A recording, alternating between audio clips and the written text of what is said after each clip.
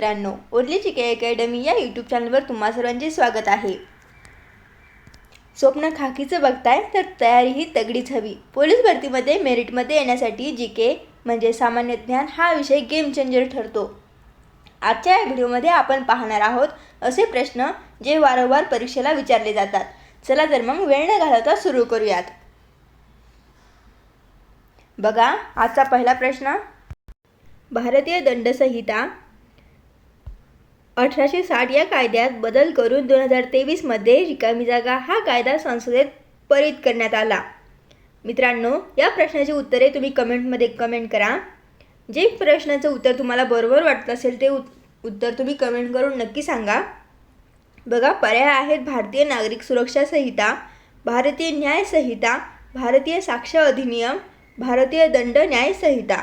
तर दिलेल्या पर्यायापैकी आपलं बरोबर उत्तर कोणतं असू शकतं? तर बघा उत्तर आहे पर्याय क्रमांक 2 भारतीय न्याय संहिता. भारतीय दंड संहिता 1860 या कायद्यात बदल करून 2023 मध्ये भारतीय न्याय संहिता हा कायदा संसदेत पारित करण्यात आला होता. यानंतरचा प्रश्न बघूयात. सूर्यमाळकडा हे कोणत्या जिल्ह्यातील सर्वात उंचीचे ठिकाण आहे? सूर्यमाळकडा हे कोणत्या जिल्ह्यातील सर्वात उंचीचे ठिकाण आहे? तर पर्याय आहेत नाशिक, ठाणे, पालघर, रायगड. बघा उत्तर आहे पर्याय क्रमांक 3 पालघर. सूर्यमाळकडा हे पालघर या जिल्ह्यातील सर्वात उंचीचे ठिकाण आहे. यानंतर बघा प्रश्न क्रमांक 3 आहे पालघर तालुक्यातील कोणता राष्ट्रीय महामार्ग जातो? पालघर तालुक्यातील कोणता राष्ट्रीय महामार्ग जातो? बघा पालघर तालुक्यातून जाणारा राष्ट्रीय महामार्ग पर्याय आहेत मुंबई नाशिक, मुंबई अहमदाबाद, मुंबई दिल्ली, मुंबई पुणे. तर दिलेल्या पर्यायापैकी आपलं बरोबर उत्तर आहे पर्याय क्रमांक 2 मुंबई व अहमदाबाद. पालघर या तालुक्यातून मुंबई अहमदाबाद हा राष्ट्रीय महामार्ग जातो. यानंतरचा प्रश्न बघा. राजे मुकणे यांचे स्वतंत्र संस्थान पालघर जिल्ह्यात कोठे होते? राजे मुकणे यांचे स्वतंत्र संस्थान पालघर जिल्ह्यात कोठे होते? पर्याय बघा मोखाडा, वसई, जव्हार, जलासरी. तर आपलं बरोबर उत्तर आहे पर्याय क्रमांक 3 जव्हार. राजे मुकणे यांचे स्वतंत्र संस्थान पालघर जिल्ह्यामध्ये जव्हार या ठिकाणी होते. यानंतरचा प्रश्न बघा. खालीलपैकी कोणत्या तालुक्यात समुद्रकिनारा लाभलेला नाही? दिलेल्या पर्यायापैकी कोणत्या तालुक्यात समुद्रकिनारा लाभलेला नाही? पर्याय बघा तलासरी, मोखाडा, डहाणू, पालघर. तर दिलेल्या पर्यायापैकी आपलं बरोबर उत्तर आहे पर्याय क्रमांक 2 मोखाडा. यानंतरचा प्रश्न बघा. उत्तरेकडून दक्षिणेकडे गेल्यास खालीलपैकी जलविद्युत केंद्राचा कोणता क्रम बरोबर आहे? पर्याय बघा भाटघर, नंतर कन्हेर, राधानगरी, कोयना. यानंतरचा पर्याय राधानगरी, कोयना, कन्हेर, भाटघर. नंतरचा पर्याय बघा कोयना, कन्हेर, भाटघर, राधानगरी. आणि शेवटचा पर्याय बघा भाटघर, कन्हेर, कोयना, राधानगरी. तर या पर्यायापैकी आपलं बरोबर उत्तर आहे पर्याय क्रमांक 4 भाटघर, कन्हेर, कोयना, राधानगरी. हा क्रम उत्तरेकडून दक्षिणेकडे गेल्यास जलविद्युत केंद्राचा हा क्रम बरोबर आहे. पर्याय क्रमांक 4 हे आपलं बरोबर उत्तर आहे. यानंतरचा प्रश्न बघूयात. मच्छीमारीचे शास्त्रीय शिक्षण देणाऱ्या शाळा महाराष्ट्रात मुंबईबरोबर रिकामी जागा येथेही आहेत. मच्छीमारीचे शास्त्रीय शिक्षण देणाऱ्या शाळा महाराष्ट्रात मुंबईबरोबर अजून कोणत्या ठिकाणी आहेत?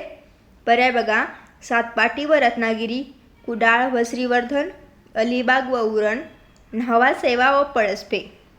तर उत्तर आहे पर्याय क्रमांक 1 सातपाटी व रत्नागिरी. मच्छीमारीचे शास्त्रीय शिक्षण देणाऱ्या शाळा महाराष्ट्रात मुंबईबरोबर सातपाटी व रत्नागिरी या ठिकाणी सुद्धा आहेत. नंतरचा प्रश्न. इतिहासात होळकर राजवंशाचे संस्थापक कोण आहेत? इतिहासामध्ये होळकर राजवंशाचे संस्थापक कोण आहेत? पर्याय बघा मल्हारराव होळकर, अहिल्याबाई होळकर, यशवंतराव होळकर, खंडेराव होळकर. तर दिलेल्या पर्यायापैकी आपलं बरोबर उत्तर आहे पर्याय क्रमांक 1 मल्हारराव होळकर.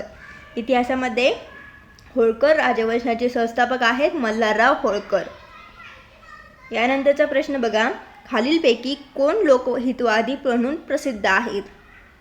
पर्याय बघा बाळ गंगाधर टिळक, गोपाळकृष्ण गोखले, ज्योतिबा फुले, गोपाळ हरी देशमुख. तर दिलेल्या पर्यायापैकी आपलं बरोबर उत्तर पर्याय क्रमांक 4 गोपाळ हरी देशमुख. गोपाळ हरी देशमुख हे लोकहितवादी म्हणून प्रसिद्ध आहेत. यानंतरचा प्रश्न, भारतातील सुप्रसिद्ध स्टॅच्यू ऑफ युनिटीची उंची किती मीटर आहे? भारतामधील सुप्रसिद्ध स्टॅच्यू ऑफ युनिटी याची उंची किती मीटर आहे? पर्याय बघा, 100 मीटर, 500 मीटर, 182 मीटर आणि 282 मीटर. तर दिलेल्या पर्यायापैकी उत्तर आहे पर्याय क्रमांक 3, 182 मीटर. भारतातील सुप्रसिद्ध स्टॅच्यू ऑफ युनिटीची उंची 182 मीटर एवढी आहे. यानंतरचा प्रश्न बघूयात, मुख्यमंत्री माझी लाडकी बहीण या योजनेअंतर्गत लाभार्थींना दरमहा किती रकमेचा आर्थिक लाभ दिला जातो? पर्याय बघा, 1500, 1590, 1550, 1530. तर आपलं उत्तर आहे पर्याय क्रमांक 1, 1500. मुख्यमंत्री माझी लाडकी बहीण या योजनेअंतर्गत लाभार्थींना दरमहा 1500 रकमेचा आर्थिक लाभ दिला जातो. यानंतरचा प्रश्न बघूयात, ग्रामसभेत खालीलपैकी कोणाचा समावेश होतो? पर्याय बघा, प्रौढ स्त्रिया, प्रौढ पुरुष, 18 वर्षावरील संबंधित गावातील सर्व नागरिक, यापैकी नाही. तर आपलं उत्तर आहे पर्याय क्रमांक 3, 18 वर्षावरील संबंधित गावातील सर्व नागरिक यांचा समावेश ग्रामसभेत होतो. यानंतर 1 हॉर्स पॉवर म्हणजे किती वॅट? पर्याय बघा, 105 वॅट, 760, 670, 776. तर आपलं बरोबर उत्तर आहे पर्याय क्रमांक 4, 776 वॅट म्हणजे 1 हॉर्स पॉवर. यानंतरचा प्रश्न बघूयात, घटनेच्या कोणत्या कलमान्वये जम्मू काश्मीरला विशेष दर्जा देण्यात आला आहे, जो सन 2019 रोजी रद्द करण्यात आला होता? पर्याय बघा, 324, कलम 382, कलम 370, कलम 380. तर उत्तर आहे पर्याय क्रमांक 3, 370. घटनेच्या 370 या कलमान्वये जम्मू काश्मीरला विशेष दर्जा देण्यात आला होता, जो सन 2019 रोजी रद्द करण्यात आला होता. यानंतरचा प्रश्न बघूयात, नवीन संसद भवनाचे उद्घाटन माननीय पंतप्रधान यांच्या हस्ते रोजी करण्यात आले. कोणत्या रोजी करण्यात आले? पर्याय बघूयात, 28 जून 2023, 18 मे 2023, 28 मे 2023, 18 जून 2023. तर दिलेल्या पर्यायापैकी आपलं बरोबर उत्तर आहे पर्याय क्रमांक 3, हे आपलं बरोबर उत्तर आहे 28 मे 2023. नवीन संसद भवनाचे उद्घाटन माननीय पंतप्रधान यांच्या हस्ते 28 मे 2023 रोजी करण्यात आले. तर हे होते आजचे महत्त्वाचे प्रश्न. आता तुमच्यासाठी एक होमवर्क क्वेश्चन, महाराष्ट्र पोलीस दलाचे ब्रीदवाक्य काय आहे? तुमच्यासाठी होमवर्क क्वेश्चन आहे, महाराष्ट्र पोलीस दलाचे ब्रीदवाक्य काय आहे? याचं उत्तर मला कमेंट बॉक्समध्ये नक्की सांगा. ज्यांची उत्तरे बरोबर येतील त्यांना मी पर्सनली रिप्लाय देणार आहे. व्हिडिओ आवडला असेल तर लाईक करा आणि तुमच्या त्या मित्राला शेअर करा जो रात्रंदिवस ग्राउंड आणि अभ्यास करतोय. भेटूया पुढच्या व्हिडिओमध्ये.